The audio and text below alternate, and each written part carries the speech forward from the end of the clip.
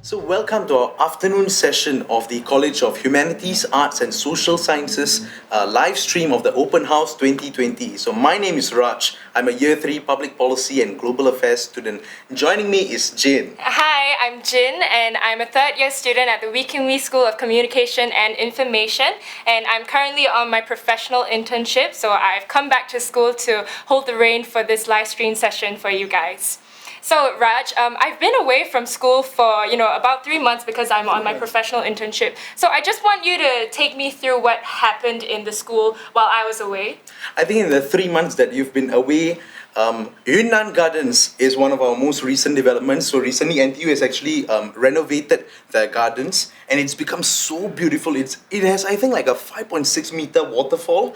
And it's really a wonderful place to just walk and calm your mind, especially like in university life, And at the same time, the food options have become even better. So I love food, and I found that South Spine food options are really good.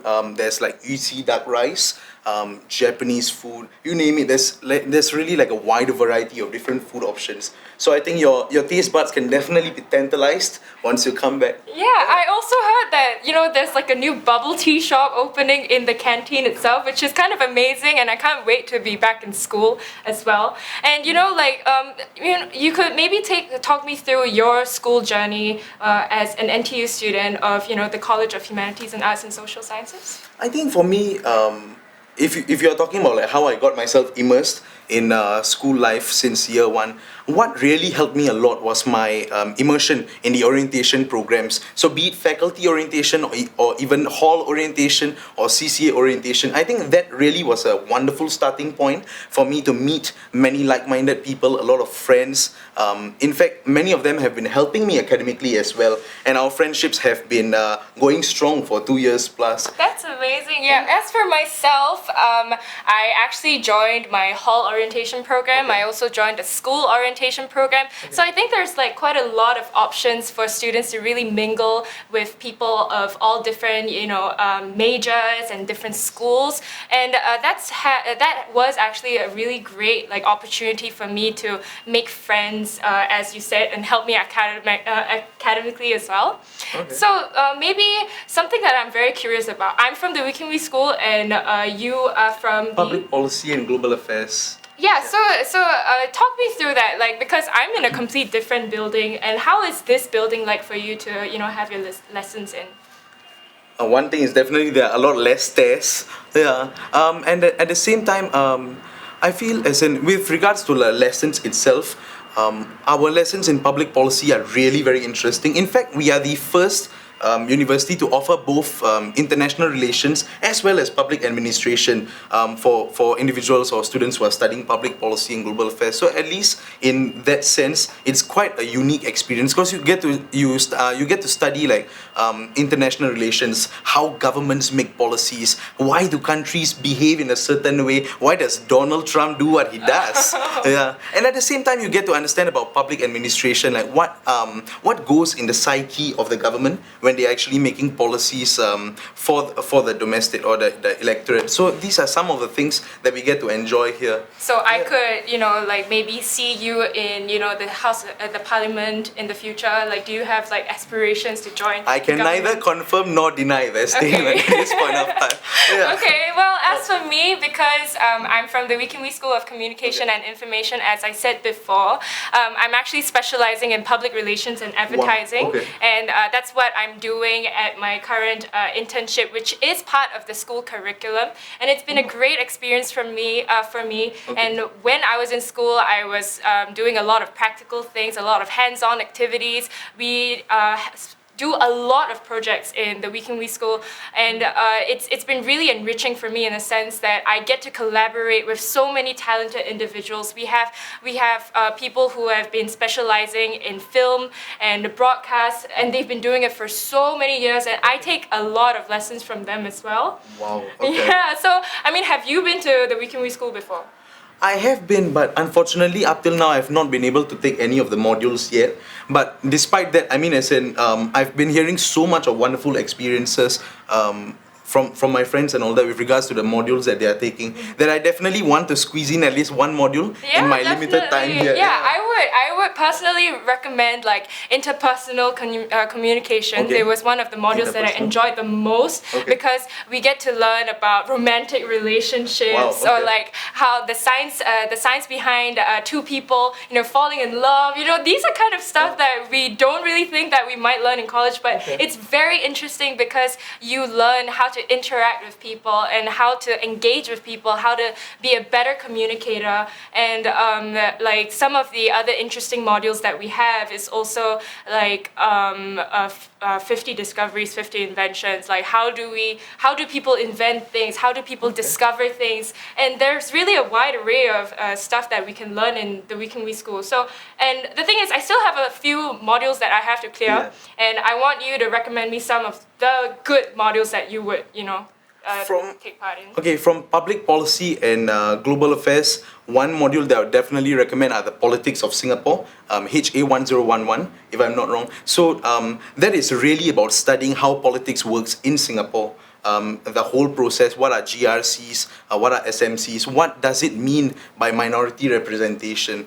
But some of the other modules that I've taken is actually from sociology, because I'm taking a minor in sociology as well, and HS1002, Contemporary Singapore Society, which I think is a core module for students coming in to study sociology. I think that is really wonderful because you get to study issues like meritocracy, ethnicity on the basis of really understanding what is class, gender, how is it that people are, you know, systematically oppressed in society. And at the same time, I mean, as in within Singapore itself, many policies have been working out for the benefit of the majority. But at the same time, sometimes we often fail to realize that when we are the majority, we can't really understand what is privilege. And ultimately, how are those who are the minority, how are they actually faring with life as it goes along? So the modules in social sciences actually really help to make you understand a lot more about what is happening in the world. And to really be the voice for those who are oppressed and understand things in their circumstances. I can really see that you're going to become a big person in the future. Well, I think the next few people that are coming in for the panel session will actually be able to give us a really good insight to the other modules and the school life and the School of Humanities as well. And so we would like to, you know, just wait for them, stay tuned in, and they will begin very shortly. Hi, welcome back everybody. Thank you so much once again for joining us at NTU SoH Open House 2020. My name is Jared. Again, I'm the president of the School of Humanities Club, and with me today are actually students from the 5 different programs from the School of Humanities. Say hi guys. Hello. We'll be taking questions as usual from Instagram, NTU, at NTU_humanities, on our Facebook, as well as the Slido right here on the microsite, which you are on right now. So do keep these questions coming in, and we'll be answering them as we go about through this session. Before we begin, I'll get them to introduce themselves, a little bit about why they chose the program they chose and what year they're in. So can we start off with Hasif? Yeah, hi, my name is Hasif and I'm a year 1 history student. And the reason why I chose the history program is because I feel that history is very relevant to us today. And I just love to learn more about the past. It's always very nice to see how history has impacted us in the world today. So that's the reason why I chose history. Hi, my name is Karith. I'm a year 3 student from the Chinese program. So I chose this program because firstly, I think it provides a really heartwarming and open environment for me to learn. And secondly, it trains me to become a bicultural and effectively bilingual learner, which I think will aid me in both my professional and my personal life. Hi, I'm Marcus. I'm a year 4 philosophy major. I chose philosophy because of my research interest in applied ethics and moral psychology. I'm really interested in how ethical decisions on a daily basis that are being made impact our lives and those of the lives of those around us, which is why I chose philosophy. Hello, I'm Hidayat. I'm an English major. Shout out to all my poly kids. I'm also a poly student as well. I chose English Lit because I think that English literature itself brings lots of culture experiences through books and studies. So if you want to join me and learn about English literature through books, please come to NTU. Hi guys, I'm Benjamin, a year 3 linguistics student, and I just came back from exchange in Sudan. Alright, and I chose linguistics is because I really am fascinated by how languages work. But fun fact, I do not speak a lot of languages. So Benjamin, how many languages do you speak? Two. Like the standard two that every Singaporean must learn. Okay, so as mentioned just now, we have students from all 5 programs here. So fire away your questions, and we'll get to them as soon as the questions come in. So maybe just a generic one. What's life like being a student in the School of Humanities? Hasif, since you're the youngest and the newest here, how has life been like for you? Right. I think so far, having spent 1.5 semesters in NTU, I think life has been pretty great. Because in SoH we actually have a lot of events on campus, and it's always very nice to see like the same few people, and because it's a very close community. Am I right? That's right. I see you all the time. Yes. Yes. Yeah, it's very nice because in the School of Humanities there are events that are planned out ranging from academic to orientation all the way to things that take care of your welfare, as well as getting you to meet new people as well. So Marcus, throughout your 4 years here, since you're one of the oldest senior citizen, how has life like been for you? And what are some of the greatest takeaways you have from the school? Well, first of all, thank you for reminding me of my age. I think one of the greatest things that I've taken away from my time here in the School of Humanities is just how dynamic life is as a student in SoH. I really get to tap on a lot of different people with different mindsets from different majors. And I think that's what makes learning here really exciting. We actually get to tap on all these different opinions that are really relevant, especially in the 21st century, going into the future with the 4th Industrial Revolution and stuff like that. It's really, really fascinating to see how different opinions come into play. Yeah. And it's very nice because in the School of Humanities we have people from diverse backgrounds, polytechnic, JCs, and they bring so much to the table, especially in the classroom. And talking about classrooms, right? So we have people who are from JC and people who are from Poly. Maybe Ben, you're from JC, right? Yeah, I was from JC. How is the learning structure like different back in JC and here at university? I think in JC it's really much on lectures and tutorials. So it's a lot of rote learning, and at university level it's more of discussion based. So there's really not much of a right and wrong answers. But I think maybe Hasif could also add on to your experience in JC. Right, yeah. So again, because I'm the freshest one here, yes. So it's still quite fresh in my mind. So actually, the main difference between JC and uni, at least for the history students, is that in JC is more of a setting where the teacher will teach and then you will just learn whatever you are being taught. Whereas in university, like Ben has mentioned, is that it's a lot more discussion, and you actually get to discuss about the things that you actually taught in class. So not only do you get to discuss, you also get to form your own opinions. So it's actually more exciting to be able to discuss things that are within your interest with your friends. Is that right? Yep. Yeah. So you're saying in JC you don't get to form your own opinions in class? Not as much, but it's a lot more in uni. I think the learning in uni is also maybe Hidayat, what's the difference like? So we've gone through the JC side, Right. from polytechnic to university. How is it different? Because in poly, I understand that there are seminars and there are already big group discussions. So has the transition been? Well, as a poly student, I felt that the transition from a poly to a uni situation or rather a classroom is much easier for us because we are already subscribed to the thing that we want to do. Like for example, I was from communications, right? So when I came over to university going to English, it's directly the same subject that I want to learn. We are used to having a seminar where we discuss about all our different topics, right? Our different opinions. But we also use the lecture tutorial sequence where we have a professor in front of us and we are sitting down there taking our notes. So the transition is much more smoother for me as a poly student, and that's my opinion first. Okay, actually that's nice. So there's a good roundup about how different university life is like because we do a lot more discussion, we get to share our opinions a lot more.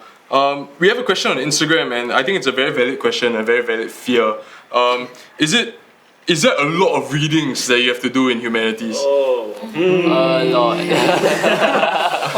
Yes. Kerry, would you like to just share some of your I thoughts think about you it. have to be mentally prepared because the readings will pile up if you don't consistently do them. But if you do them regularly every week, it's actually quite manageable. And you have to do the readings because if not, the professors don't have time to lead you through everything within a 3-hour seminar session. But if you come prepared, then we can all add on to it, and then the discussion will become a lot more productive and insightful, which I think is to the benefit of everyone.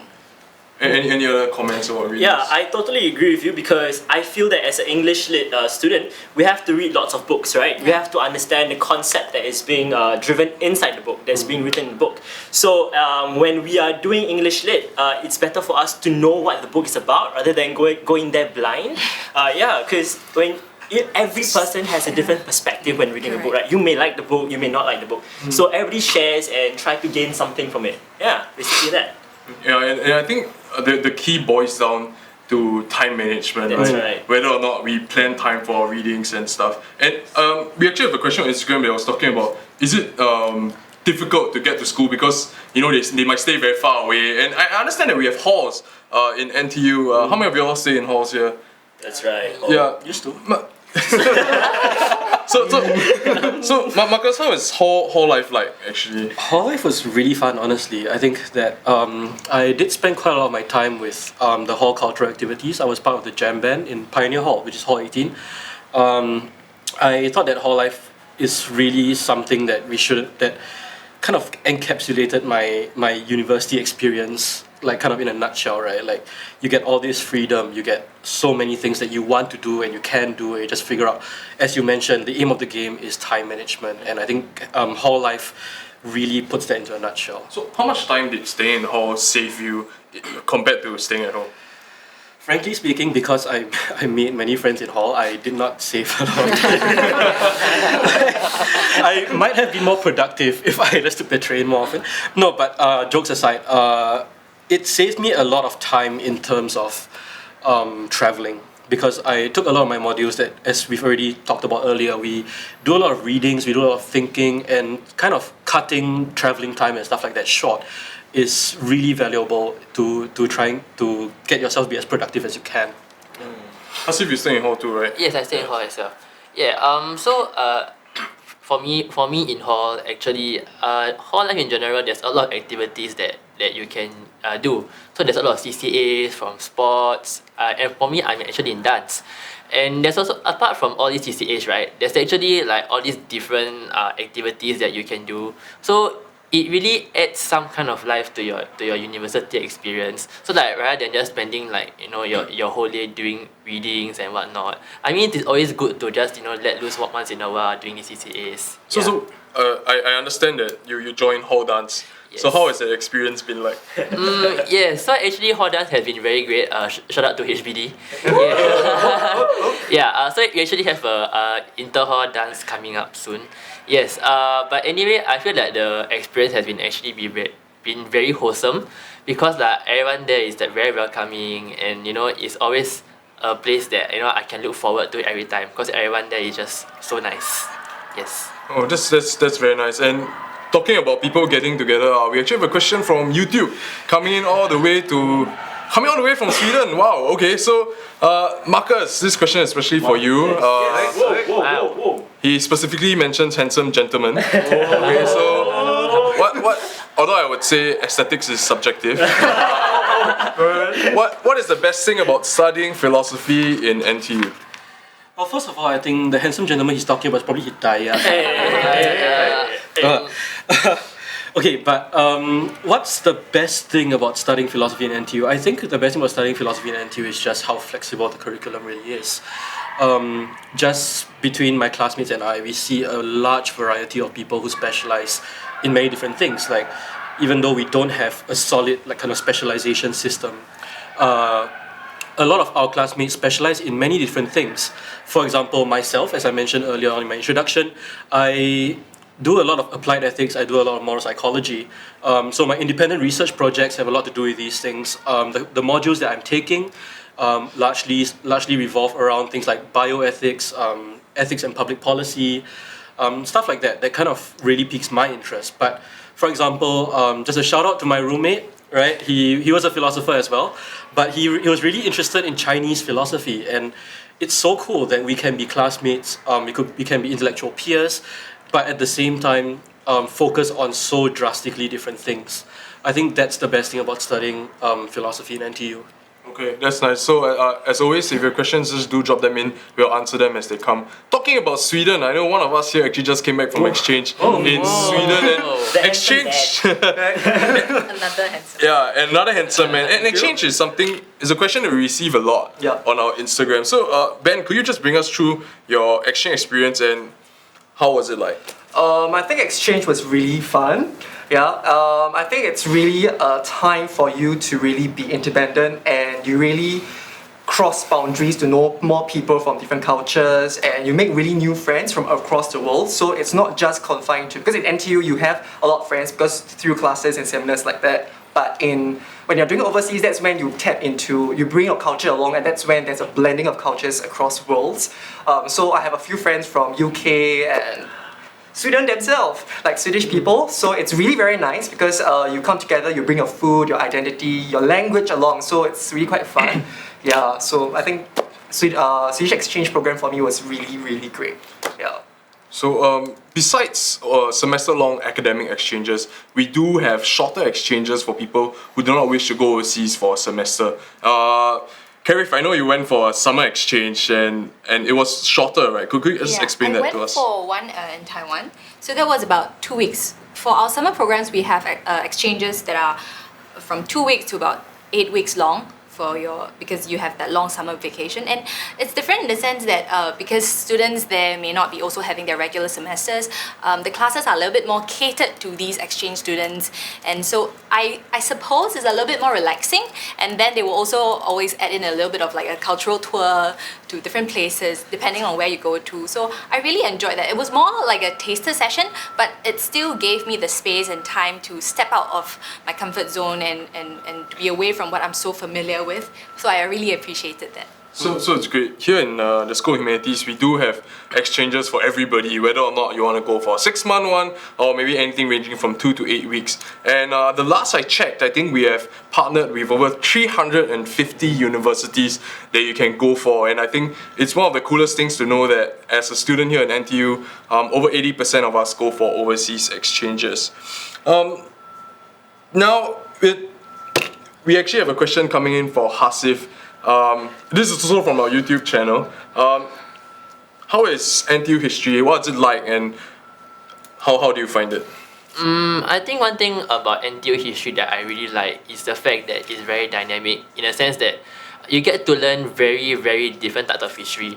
So like we actually have different categories. We have like world history, where you learn like all the things that you have learned like previously, like the wars, like all the conflicts, all the kings and queens, right? But history is not just related to that. History is also about like I'm also taking like a history of science. So we actually learn about interdisciplinary history, so history of medicine, history of food, history of the body, you know. So that there's really all these different types of history, and like you're not constrained to just like the type of history that you are very used to. So I think that's the most interesting part about NTU history.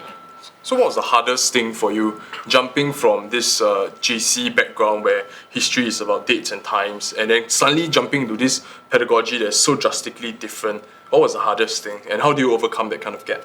I think the hardest thing is definitely to try to come up with your own point of view, because in JC, how it works is that like the events are being categorized into factors. So like for example, like this is caused by factor A, factor B, factor C. Whereas in university, all you're given is like a set of readings, and you have to formulate your own opinions based on what you're given, and even do your own research.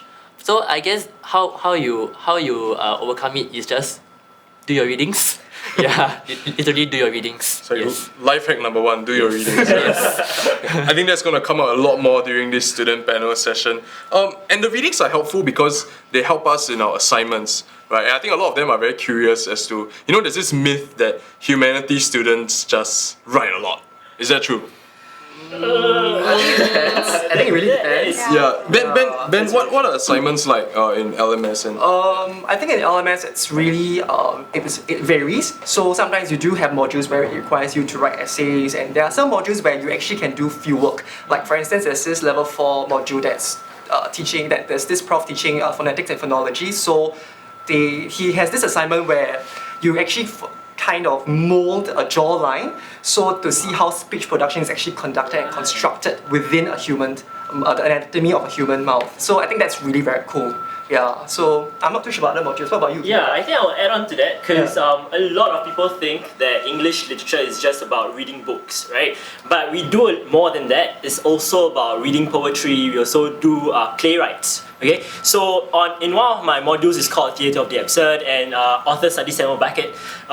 We do a theatrical play. So we perform the play or the script that's been given to us. And it's an interesting thing because we manage to do in let's say for example we can do it in a video or we can do it live. So even though some of us might be a little bit shy, it puts us in a different comfort zone to experience the live or the writing that was back then. Yeah, so I think there's lots of different assignments. If correct me if I'm wrong, but I know English has this module where your final assignment is to have a skit. And you're supposed to go from production to writing. Is that right? That's quite true. That's something called creative writing, right? So in doing creative writing, we are given various opportunities to write. For example, poems. We can do our own compositions, own narratives, and of course we do our own playwrights. Again, so we are tasked to read up on previous works, and then we deliver our own original content. And then from there, we perform our content and we see how it goes. I mean, a lot of people enjoy it. I have friends who enjoy it a lot. And we touch on a lot of different matters, like from the Malay society, religion in Singapore, and things like that. Different cultures, basically. And it's very nice. I even have a professor who allows us, especially when we write personal essays, to present our work in terms of like a poem. You can write a song, you can do a video essay. So I only knew about this thing. Video essay. So you can do that, or you could record a monologue if you wanted to. So I think different professors, you can choose your modules for a lot of your electives. So you can also choose a way of assessment that you're most comfortable or confident with, and I think that gives you the flexibility that we were talking about, right? And it's very nice because we get to not only write excellent papers. We also get the chance to offer our thoughts and views about what we have learned in many different mediums, and people learn differently, right? And so this is actually really a good time for us to not only have a final paper where I must study really hard and just do that. And I think that's one of the beauty of being in humanities.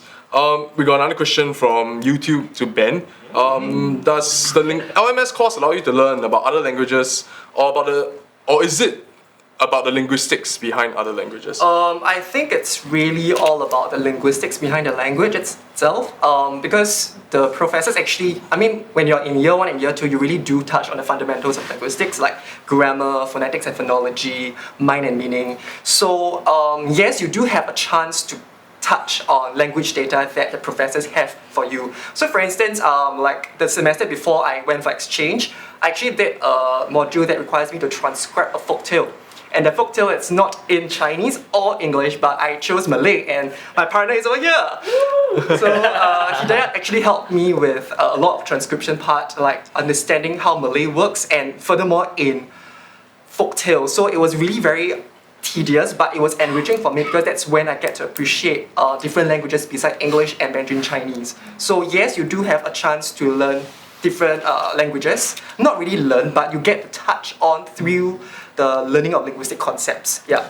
And actually, yeah, Kev, you're gonna Having say. said that, I heard that for LMS you also can take a foreign language, right? Yeah. As your major prescribed elective. Yeah, that's right. So we have to take it to level. I think level 3. That's when you can cross over as one of your major PE.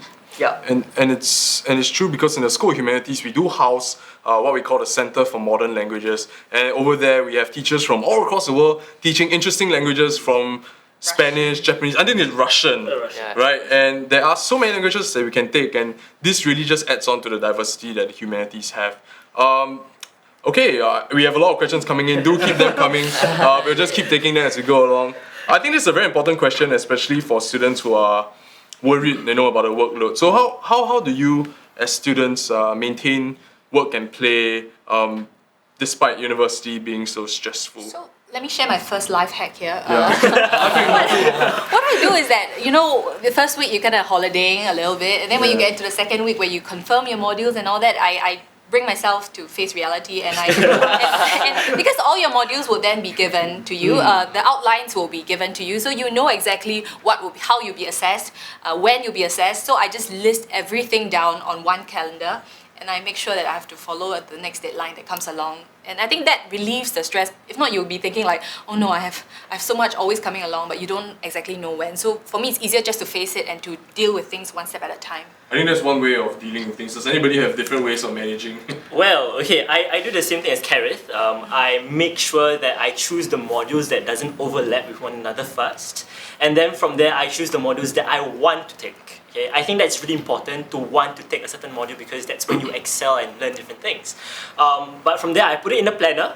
And because I have CCAs, right, I have to remember I have judo. I'm also in MC Club. Okay, so I remember trainings to be on Tuesdays and Thursdays. So I make sure like Tuesdays and Thursdays I must have time to do my readings, right? So it's all about basic time management and to plan ahead. And I think these two skills, and of course self-discipline, to be able to read without any distractions. I think that's really important. And I think that helps a lot when you're in the train, because you have nothing better to do. So those living far away from NTU, I just like to say that you don't have to be afraid, because you can discipline yourself by spending the time traveling, reading your notes. And I think that has gotten me quite far. Like, as the resident senior citizen, many a paper has been written on the train, because I live in Tampines, and the 2-hour train journey is exactly what you need to get your readings done, to get your papers done. And I think, as many of my friends here have already mentioned, time management is the aim of the game. Take classes that you love, take classes that you're passionate about, find like-minded friends that are into the same things as you are, that you can kind of bounce ideas off of. And you'll be surprised how far you could go yourself. Like, one thing I learned about myself in university is that I possess so much more mental fortitude than I thought I had coming to university, which is great, right? Yeah, I totally agree with you, because I think having friends that share the same ideals or share the same ideas as you motivates you to do better, and at the same point in time, they will remind you as to when your deadlines are, and make sure you are kept in check. Sometimes when you feel so alone, but you're not really alone. You really have friends around with you and going through the same journey with you. Never alone. 11:59, very important. 2359. Yeah.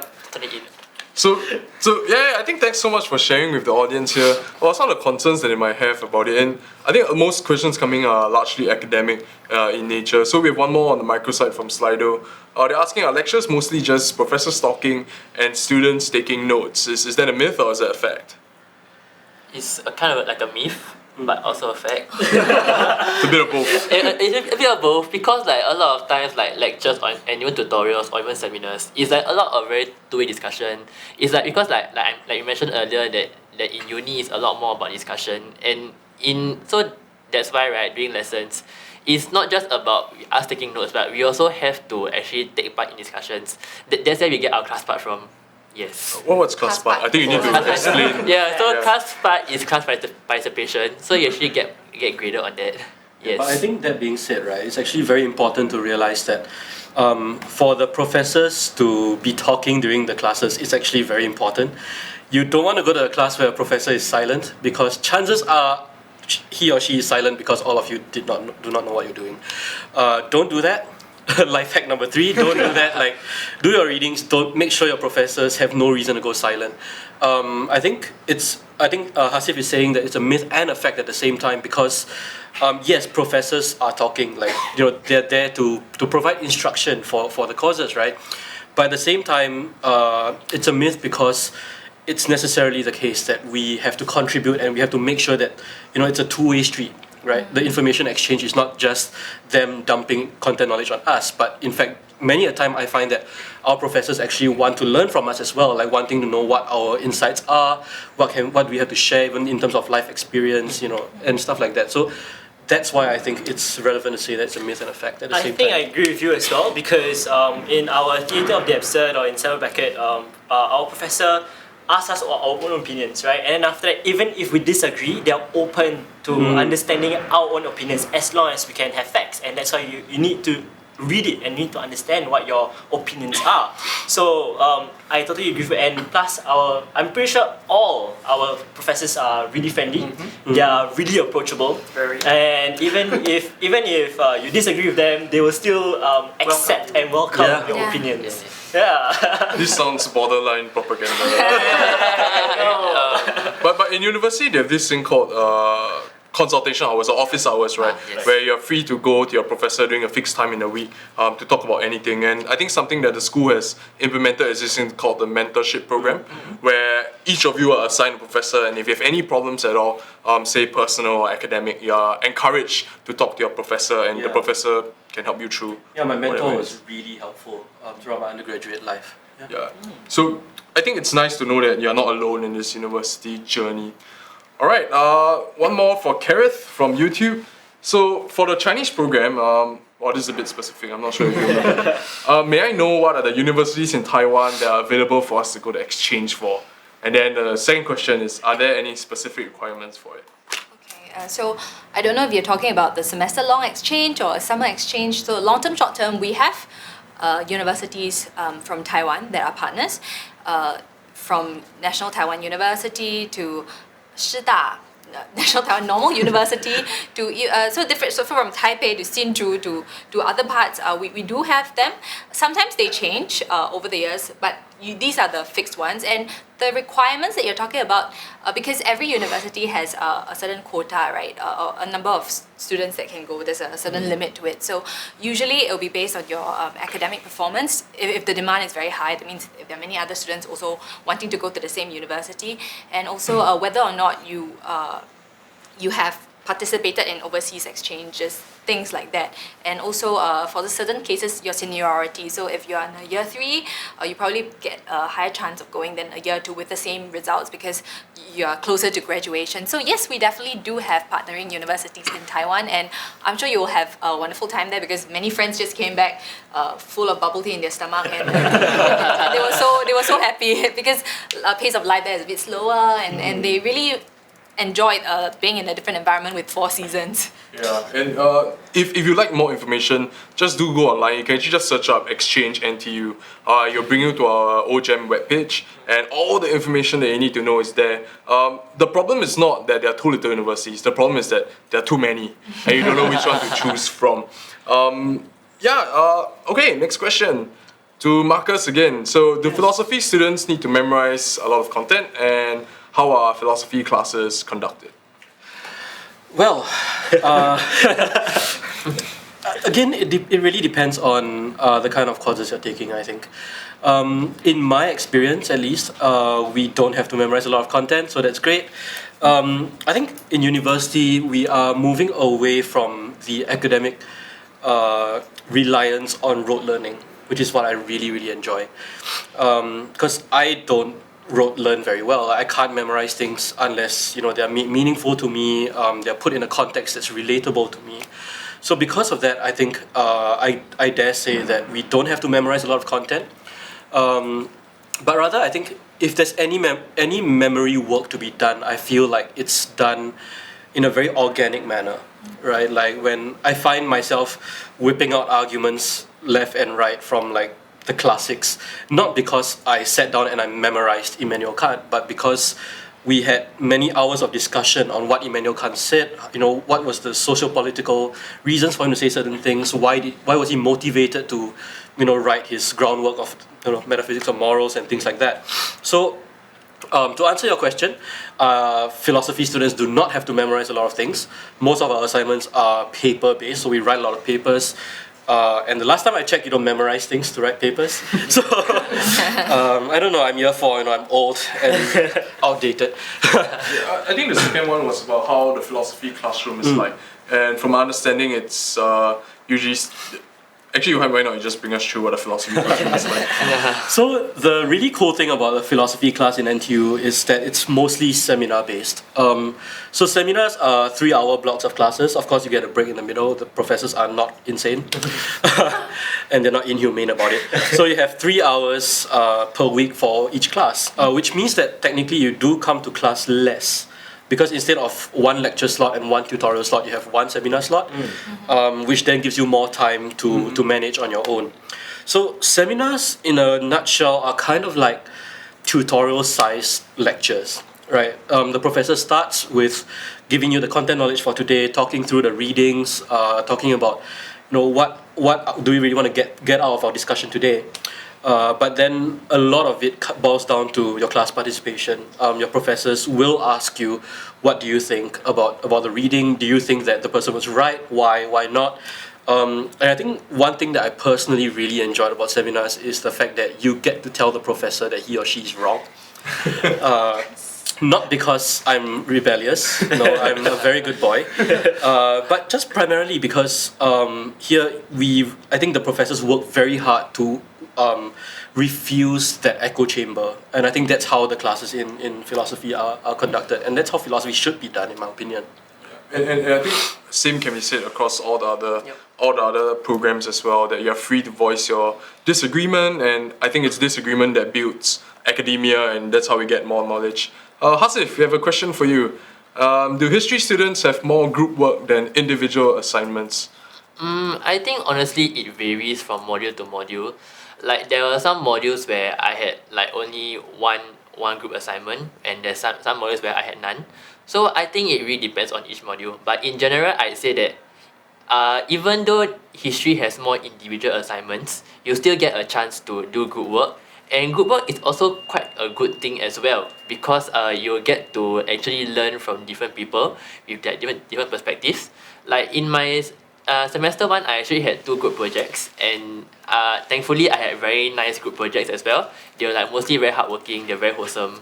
Yeah, and they were actually very insightful people who I could really learn from, like not just in terms of history itself, but from their working styles. But yes, to answer your question, history does have group work. Anyway, it depends, because like the group work that we have, right, there's like the one that I did so far was like primary source analysis. So basically what will happen, right, is that you're given this primary source, and like you're supposed to do like a whole presentation about it.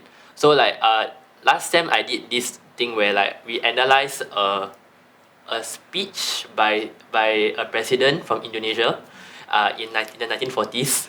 Yeah, so like we're supposed to actually talk about like how like really analyze and go in depth about this kind of group assignment, about this primary source, I mean, yes. But anyway, to answer your question, yeah, not really, but we still had the chance. Yeah. So to just sum up what Hasif has said, it is true that there's group work, but at the end of the day, the group works are largely for more assignments that require more bandwidth, right? And everybody takes a certain part. And there are individual assignments that are important as well. And I think across the school, a lot of it is actually based on individual assignments, largely, I think, in the School of Humanities. Okay, we have one question about internship. Wow, okay, this person is thinking really, really far. Okay, so to Ben, where do LMS students do their internships? Okay, so for LMS, as you guys have known, it's actually the scientific study of languages. So basically can go anywhere so long as communication is related, because you do language work as an LMS student, and the skill that you actually acquire from LMS is actually analytical skills. But that being said, there is a specialized internship for LMS students, and there is going to SGH as an assistant for speech therapists. So that is actually, you get a hands-on experience to see how language, or rather speech disorders, how is it like at a ground level. So that's when you can really apply whatever you have learned in class to a real context. Yeah. Yeah, and in the School of Humanities, we do internships as well. I know our senior citizen here has gone on an internship, so would you like to bring us through that process as well? Yes, so I did my internship with the Bioethics Advisory Committee Secretariat in the MOH. So what do you do? That's too long. What do you do? Surprise, surprise, we did bioethics. So, excuse me. what I did was mostly to kind of look at the social, legal, ethical implications of kind of court cases that involve medical malpractice. I actually managed to contribute to a UNESCO publication for case books involving like medical malpractice lawsuits and stuff like that.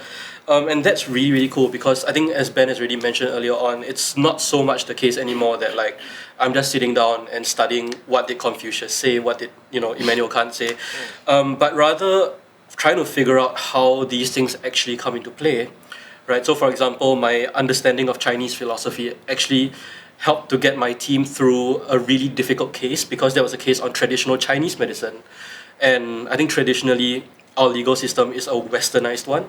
So trying to understand an Eastern intellectual tradition against the backdrop of westernized law is in itself something that was really challenging for them. So I was able to contribute in my capacity as a philosopher just by saying that, like there are certain things in Confucianism that may not have been touched upon in Western bioethics and stuff like that. So that's a perfect example of how our internship experiences bring relevant experience to our majors and our education, honestly. I think it's through these internship experiences that we do see humanities come to life in the 21st century, and how relevant humanities still is, I think, even in your career and your personal lives. And the good thing about doing a professional attachment with the School of Humanities is that the first thing is that you get paid. And the second thing is that it's actually credit bearing, which means that you get to clear a module as you go through this internship as well. All right. We have another question. What are the activities available for students in the School of Humanities? Dude, there's so many of them. I think the best one for us students is the exam welfare week, because all of us we need to distress. We need some way to distress. We need some welfare. We've done so much readings, and I think that the exam welfare week basically the committee, Jared, you should know, right? You're part of the committee. They are the ones that plan out certain things. They plan out some vendors to come over. We take photos. We even receive some small gift packs with snacks, right? Maggie, Maggie ones. And then we also have sometimes even cotton candy as well. We get to buy T-shirts, right? We get basically so many activities. These T-shirts, right? There's so many things that you can do during the exam welfare week. And other than that, we cater to, let's say it's a public holiday, or rather a Chinese New Year or Halloween. We are encouraged to dress up, for Halloween. I think that's the best activity that we can have in university, because we can wear anything that we want. We can be whoever we want. Yeah, and to just build on to Hidayat's point, in the School of Humanities, the different programs have very strong background in doing events as well as caring for their students. And so they do, like Hidayat has mentioned, we do give out things to help you through your exams. We open up rooms for people to study. We give them things like coffee and some noodles, snacks, and to ensure that people get through stressful periods on a full stomach and on an alert mind. And there are so many things that it's really hard to just say here. If you want, you can check out Instagram at NTU at inNTU.SoH, and then all the events are there for you to see. Or even better, just come over to NTU and experience it for yourself. Okay, we got a question from Marcus on YouTube. How do you balance your CCA with studies in philosophy? I think everybody thinks philosophy is really hard. Yeah, like the first question that came to mind when I saw this question is, why philosophy? Do you think that the Chinese majors have it easier? I can guarantee it's not the case. So how did I balance CCA? Okay, so just for some context, apart from my hall activities, I was a member in the Jazz and Blues Club. So I'm a jazz musician. At the same time while doing my studies and stuff like that. So how did I balance my my time? I think the best way to think about it is to perceive your CCA activities, your co-curriculars, even if they're not CCA activities, like stuff that you do for community service and stuff like that, is to perceive these things as a very productive form of rest. I think a lot of my juniors I have seen fail to understand that when you're doing your studies and you're kind of full steam ahead 24/7, people forget that rest and relaxation is in itself very productive. So it's very important to perceive these things as rest and relaxation. And that is productive in itself. And that's why they're worth doing. So that being said, I think that mindset alone allows for a much more amicable way to go about managing your time, because you don't feel like doing a CCA or having hobbies and things like that is kind of a waste of time. I think you do want to make sure that you have these kinds of like time slots for fun set aside, so that you are allowed to kind of unwind, and that's actually going to help you a lot with your productivity. And it seems like it boils down to time management again, Definitely, right? yeah. Like how we manage our time. And Hasif, have you any insight? I know dance can get pretty crazy with rehearsals, so how do you manage that time like? I think because like Karif mentioned that there's a 2-hour train right back home, right? Yeah, so it's because even though let's say you have to use that time for dance, but I guess you just have to make use of whatever time you have left, like through meals or like through your train rides, like just whatever pockets of time you have, just do your readings. It's really all about time management, and sometimes you just have to really like be more disciplined to actually just pull through, and and hopefully that you get good results at the end of it, because it's gonna be worth it. Yes. Okay, the final question for the panel today. So, I think this is helpful if we just go through everybody, but just keep it short. Alright, so how many days of school do you have a week? And roughly, what is your workload like? Hasif, let's go with you first. For me, I have 4 days of school per week, and workload for a year 1 freshman like me in history, I think is still fine as a year 1 student. And also the thing about the schedule, right, is that we can actually choose our mods, so it's actually very flexible. So I always try to keep my lessons to about 3 to 4 days a week. Okay, Carrie, for you. For the first semester for the Chinese program, we did not get to choose our modules. It was planned out for us. So for some of us, it was like a 5-day work week. For the others, maybe 3 to 4 days. But you can try to swap your tutorial slots and things like that with your friends to try to get a more concise or fewer days of school. But now that you're more senior, how is your schedule like? For myself, I don't like to pack everything in one day because I think sometimes you don't have that much mental space to properly digest. So I spread it out to about 4 days, maybe 3 to 4 days. Okay. Yeah. I think we have run out of time. So you can choose your schedule and workload. So just plan your modules properly, and I think everything will work out. Yeah, you'll be fine for your time management. Time management is the name of the game. Self-discipline. Okay, once again, thank you everybody for joining us on this student live panel. Thank you so much for coming to our virtual open house. Thank you students for joining us here today, and we hope to see you in August. Do drop us questions on our Instagram at NTU_humanities, and Slido will answer them through the day. Once again, see you guys in August. Goodbye. Bye.